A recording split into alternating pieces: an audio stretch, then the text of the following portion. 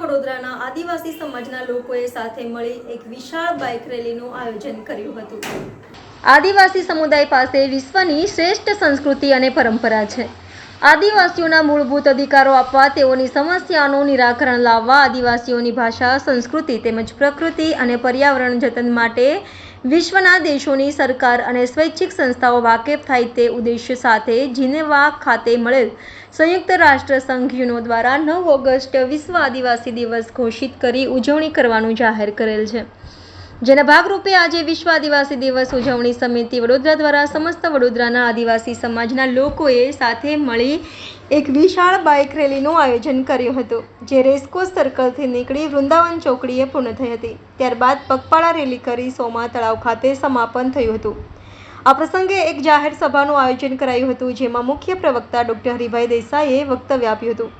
આ જાહેર સભામાં શહેરના એસીપી શ્રી નીનામા સાહેબ, સમાજના આગેવાનો, કાર્યકરો અને હજારોની સંખ્યામાં આદિવાસી સમાજના લોકો તેમના સાંસ્કૃતિક પોશાકમાં ઉપસ્થિત રહી તેમના સાંસ્કૃતિક નાચગાન સાથે સામેલ થયા હતા અને સમાજની એકતા માટે હાકલ કરી હતી। આજે 9 ઓગસ્ટ એટલે વિશ્વ આદિવાસી દિવસ। આખા વિશ્વમાં આ દિવસ જ્યારે ઉજવાઈ રહ્યો છે, ત્યારે વડોદરામાં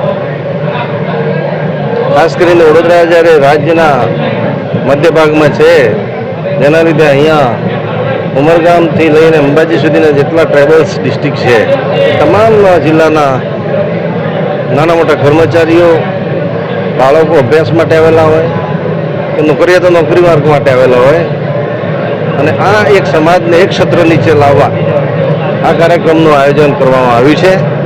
અને આપ જોઈ શકો છો કે મોટી સંખ્યામાં આદિવાસી સમાજ ઉપસ્થિત છે। અને આ પ્રસંગે હું આદિવાસી સમાજના તમામ વર્ગને, યુવા, વડીલ, બહેનો, ભાઈઓ, બાળકો તમામને આદિવાસી દિવસની ખૂબ ખૂબ શુભેચ્છા પાઠવું છું। અને તેઓ શૈક્ષણિક રીતે, સામાજિક રીતે, આર્થિક રીતે સમાજમાં ખૂબ આગળ વધે, સમાજનું ગૌરવ વધારે એવી ખાસ શુભેચ્છા આપું છું। અને સમાજ વધુ ને વધુ પ્રગતિ કરે તે માટે પ્રભુને પ્રાર્થના પણ કરું છું।